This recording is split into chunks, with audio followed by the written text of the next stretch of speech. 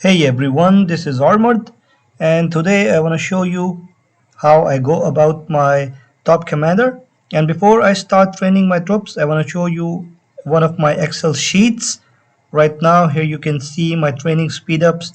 They have been added onto the top line, about 653k total minutes that I have available. And then I have my general speedups, which are about 1.1 million, so a total of 1.7 million. And this was the day before, like not today. I entered it on Saturday just to calculate how much speed ups actually I have. So a total of 1219 days of speed ups. And before I go about my upgrades, I always check how much speed ups actually I have. So this is the Excel sheet further on that I can use. So it tells my duration in hours, the amounts of troops that I want to like train, and then the duration in minutes and the points that I will be getting. So yeah, this is the basic data, and further on is the amount of training rounds. Let's say, oh my god, so whatever amount of training rounds I want to add. So yeah, once I'm done adding different values here, I can make out whatever points I can secure on the first day, and then subsequently how much points I can secure on the fourth day by upgrading my, let's say, tier 5 troops that I will be training on day 1, on how much speed ups I will require for upgrading that amount of troops that I have trained on day 1, and subsequently how much points I can earn on day 3. So this is something that is, in my opinion, very important, and this is like uh, a pre-ritual, what you can say. So I work out beforehand my day 1 and day 3 upgrades, because these are the ones that will be fetching you the maximum amount of points. So having said that, now I'll be going through how I actually train my troops. So now I'm gonna start off with how I train my troops, and let's say first thing what you want to do is, in region, you want to get a training buff from your officers of your metro or whatever. So you want to get a training buff, and then the first thing you want to do is make sure you secure the extra points for the day. Like 6000 minutes gives you 900k points for the day. And then I'm gonna train riders today, because I lost a lot of riders over the past few months. So the idea is to get, I need to secure these 6000 minute speed ups, right? So one more training and I will be able to secure this. And right now you can see I'm training tier 5 troops. I will explain to you why I do that. The logic behind that is to secure points for day 3 as well. So when I will be upgrading my troops on day 3, I will be getting a lot of points. So yeah, the first thing you want to do is secure the superstar, the limited challenges, which give you extra points. So with this you will be able to secure a lot of points. Here you can see I'm already at 7 million points, and I have secured the extra points that will matter a lot at the end of the day if you want to compete for the top 10. So only speed ups I have used for the points is 3.4 million, and they have been doubled, like 100% points have been increased. And then you need to play a couple of other things like water war, bounty grounds, which give you extra points for the day. So the primarily your points will be coming from research speed up, your construction speed ups, and then training speed up. Since my construction and research is completed, so my bulk of my points will be coming from training troops, right? So now that I have secured the extra points for the day, I will train a certain amount of troops, so that when the Federation buff is listed or started, then I can start training the troops again. And then I will be teaching you what you can do to maximize your points for day 3 as well. So before you guys start off, make sure that you have your training speed ups or chief of staff, and then your Federation buff that is also running. And then you want, for extra training, what you need is like in development privileges, you can see the 2% extra training speed up. And then if you go to alliance settings, then you can secure. Here you could see 105% is my training speed up right now. With chief of staff, I would have 110%. And if I had the training advisor, I would have 112%. So right now I am 7% short, but that is okay, I believe. So now I will start with my troop training. Before I commence anything, I want to tell you one really important thing. So another thing that you guys want to do is whatever the troops that you are training. So here you can see I use 10,000 expansion on my snipers. And then I will cut down the training time to like 1 day and some hours so that I can collect these tier 6 troops on day 3. So the same thing I will be doing for my infantry and same thing I will be doing for my ranged troops.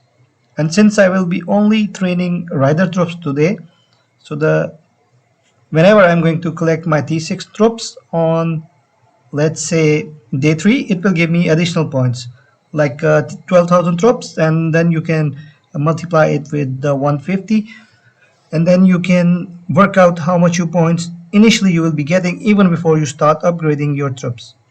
So this is the idea behind training T6 troops and leaving enough time so that your troops that you are going to train, you will be collecting it on day 3.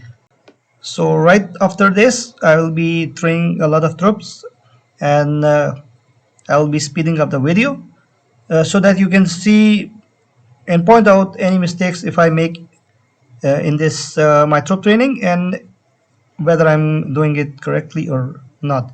And then at the end of the video, I'll be explaining a bunch of ways you can secure extra points, but most of you know this thing already, but it is my job to share my gameplay with you and hopefully learn from you guys as well.